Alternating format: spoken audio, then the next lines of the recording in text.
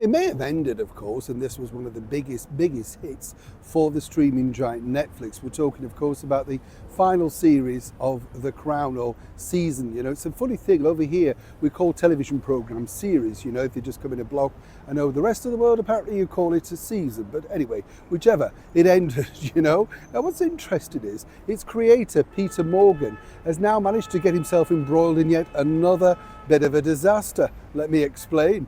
Morning, lovely to see you. We'll have a quick wave. Are you all right today? Thank you so much for your time.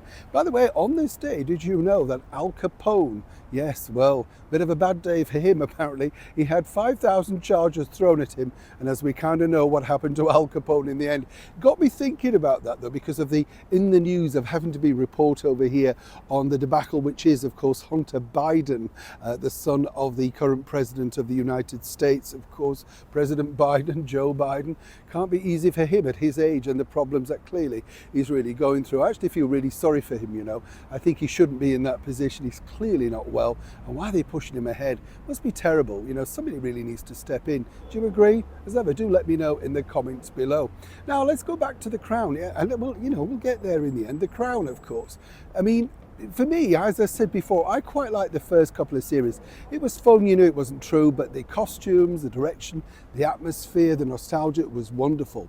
Now, basically, the creator, Peter Morgan, as we know, had creative license and just literally made whole scenes up that even I knew weren't true. You know, the ridiculousness, really, of Gillian Anderson as Margaret Thatcher and the alleged things that went on between Her Majesty the Queen and Thatcher, just truly 100% made up.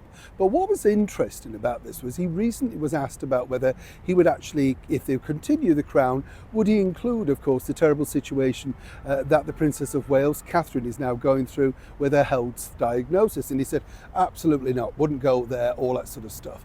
But you see, the problem is when you're somebody like Peter Morgan, people don't really believe you. And this is because of the debacle that he did with The Crown. Now, let's not forget, this is a man, of course, who created so many myth-truths through that series. And even in the latter part, having Princess Diana coming back as a ghost to speak to Her Majesty the Queen, everybody literally decided to trash The Crown, including, you know, reputable people like the Right Honourable former British Prime Minister John Major, and of course the wonderful actress that is Dame Judi Dench, just amongst two that really attacked it. So nobody truly believes what he's saying, you know, whether he wouldn't do that or not. The reason why I mention that is it's not totally over for The Crown. That's what they're pushing out there now. But the bottom line is, as I've told you, they would like to look at the love story of Harry and Meghan moving forward. They feel, of course, that they slightly own Harry and Meghan because of the money that they've paid them. You get the picture. But moving forward with that, if they could convince, of course, them to be executive producers or indeed push forward with the next phase of the story, because we know where it ended with the marriage of Camilla and Charles, of course, there's still a lot to get through. And that's been the only real lucrative thing for, of course, Netflix, outside things like Baby Reindeer, which has done incredibly well for them. So for Peter Morgan to say he wasn't going to go there, well, this really ignited social media. And I throw it open to you. Do you believe him? Would they exploit that over on Netflix? After all, they've exploited everything else.